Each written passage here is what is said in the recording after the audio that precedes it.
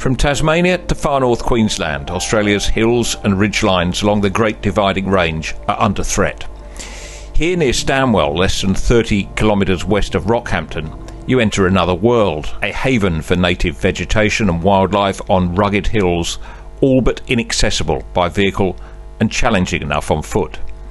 Yet it is these areas of wilderness that the renewable energy industry has in its sights. If the Moa Creek and Moonlight wind farms go ahead, this terrain will be crisscrossed with roads 12 metres wide to allow the construction of wind turbine pads and access areas. It's a civil engineering project on an almost unbelievable scale. So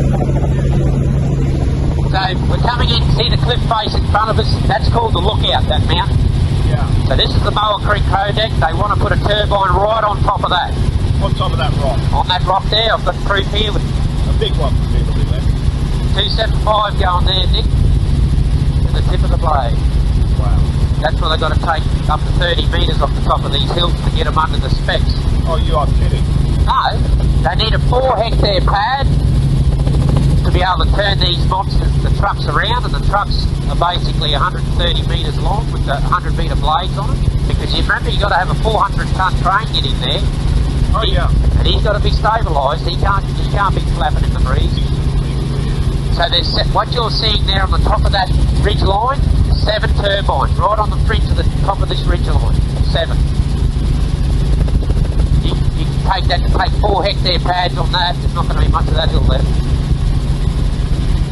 Man doesn't get around much on those hills, I can tell you.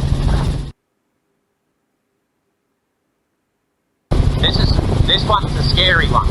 This mountain, this is Black Mountain that's coming up towards us. Black Mountain. Black Mountain. Yeah. And he's 430 metres to the tip, to the height of the mountain. And they're going to put one right smack bang on top of it.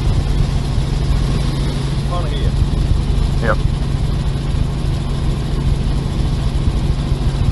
He's going to have a little brother though, because you're going to put one right on top, and the little knoll beside him, that's his brother. There's one going there as well. If you put 275 metres on top of that, I think we're going to have some problems, because you see how much dirt's got to be removed. Oh, it is criminal. It should be fenced off the crime site. Well, Nick, we haven't finished. We're not going to...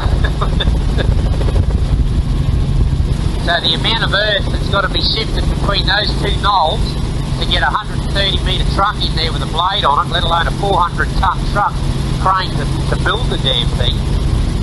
I think they're kidding themselves, to be honest with you. Wow. It's unreal, isn't it? It is unreal, then.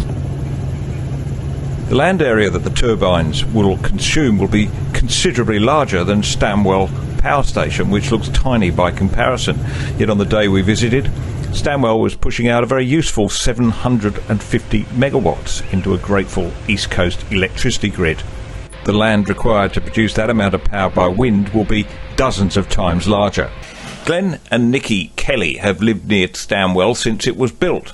Glenn used to work there. But the wind turbines proposed for the land around their property is another thing altogether.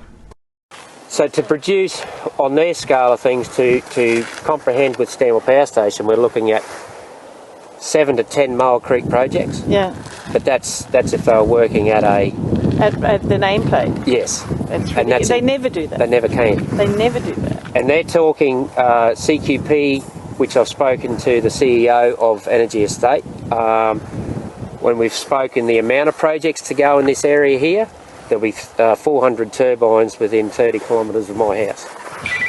Our goal is to try and get the message to the city, and I think that's been the hardest thing, that they just don't want to know. We can get into media in regional areas. It took us a while to crack the ABC. They came out and interviewed us a while ago, and she basically just said, I don't know if I'll get this up. I'll need to talk to my boss. And I was like, yeah, right.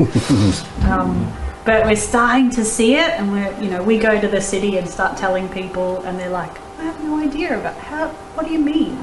I've seen this in dozens of communities up and down the Great Dividing Range, and and there are many more that I haven't even been to, others that I haven't even heard, right? So this is affecting the lives of thousands, probably tens of thousands of people in rural and regional Australia. You know, and we sit here and we look at a power station that's been putting the lights on for 30 years. It uses this much space. You start doing all the calculations on these new projects and the amount of land that they need and their capacity factors.